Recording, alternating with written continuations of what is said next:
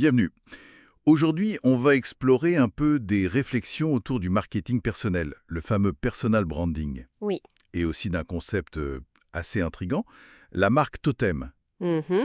On a des sources qui analysent cette tendance où les individus deviennent eux-mêmes des marques. C'est ça, Notre but, c'est un peu de décrypter ce phénomène, de comprendre ce que ça implique vraiment. tout à fait. Alors, pour commencer, il y a cette phrase, cette idée de Brian Solis. Ah oui? Il dit qu'on vit une époque où les marques deviennent des humains et où les humains deviennent des marques. C'est très parlant comme formule. Concrètement, ça veut dire quoi, cette espèce d'inversion?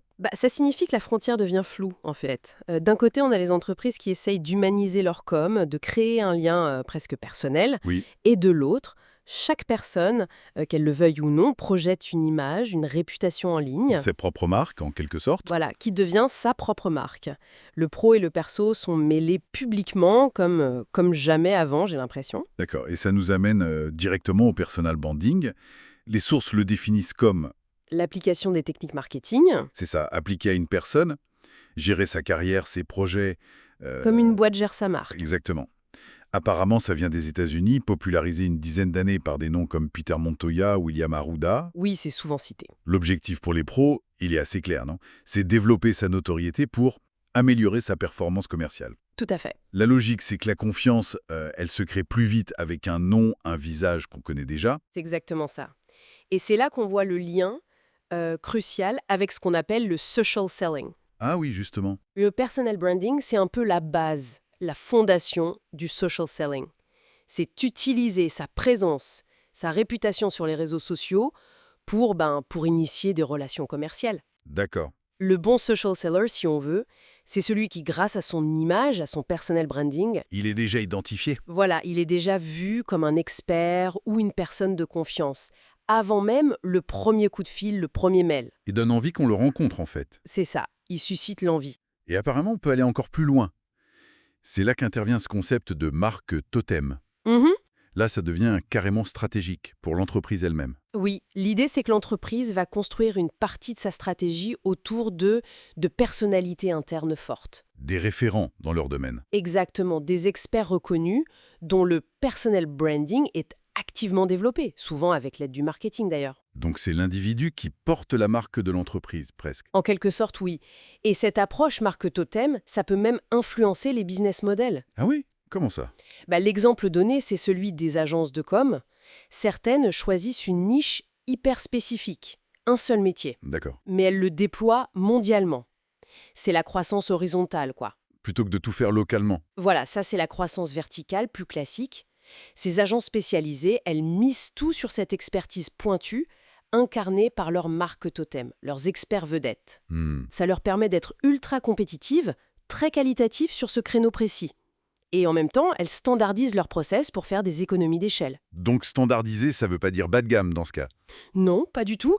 Ici, ça rime avec expertise pointue et rayonnement global. C'est une approche différente. Mais attention, les sources préviennent aussi. Faut pas avoir une vision trop simple. Oui, notamment sur ce mot authenticité. Hmm. On l'entend partout, c'est la clé magique, soi-disant. Oui. Et là, l'auteur est assez critique. L'idée défendue, c'est que l'authenticité, si on entend par là être juste soi-même, Ça suffit pas. ça suffit absolument pas. En fait, être authentique, ça voudrait juste dire être identifié, unique. Oui, forcément. Ça ne garantit aucun succès. L'exemple qui est pris, un peu provocateur, c'est Al Capone. Ah oui. Personal branding, très réussi, hyper reconnaissable, mais bon, on peut pas dire que c'était un bon commercial. Effectivement. Donc l'authenticité sans la compétence, sans une stratégie derrière, ça mène pas très loin. Donc, réussir son personal branding, ça demande plus que d'avoir de la personnalité, en gros. Ah oui, absolument. Ça demande du temps, de la persévérance et surtout d'acquérir de vraies compétences marketing. C'est un vrai travail de construction. C'est ça, et c'est délibéré. Comme pour une marque produit, l'exemple de l'étoile Mercedes est bon, ce symbole change complètement la perception de la voiture. Mhm. Eh bien, construire sa marque perso, ça demande un apprentissage similaire. Observer, comprendre le marketing, définir son positionnement, sa valeur. Faut apprendre le métier, quoi. Voilà. L'auteur des sources, Philippe Deslièges, il parle de son propre parcours. Sans diplôme marketing au départ, il a consciemment bâti sa réputation. Pour devenir une référence. Oui, et ça lui a ouvert des portes, généré des opportunités commerciales. Mais c'est un travail de longue haleine, un investissement. D'accord. Et un dernier point intéressant, c'est la pertinence de tout ça pour le B2B. Oui, le commerce entre entreprises. Voilà, par rapport au B2C, le grand public. Effectivement, historiquement, on voyait les stratégies de marque comme quelque chose de cher plutôt pour le B2C. Oui, Mais le digital a tout changé. Les coûts pour se construire une visibilité, une réputation, ils ont drastiquement chuté. donc c'est devenu accessible. Tout à fait. Aujourd'hui, développer son personal branding ou même une stratégie de marque totem, c'est pertinent et financièrement abordable en B2B. Et en B2B, la confiance, l'expertise individuelle, ça joue souvent un rôle encore plus crucial dans la décision d'achat. Donc si on devait résumer un peu les points clés de tout ça, Hmm. le personal branding et puis son extension, la marque totem, c'est bien plus que des mots à la mode. On est d'accord. Oui, ça semble être de vraies approches stratégiques. Qui, si elles sont bien menées, peuvent vraiment influencer la perception, la confiance et au final, les résultats commerciaux. C'est ça. Mais ça demande un vrai investissement. En temps, en apprentissage, de compétences marketing spécifiques. C'est une construction réfléchie de sa réputation. Faut pas croire que ça se fait tout seul. Non, clairement pas. Et peut-être pour laisser une question pour la suite, une réflexion. Oui.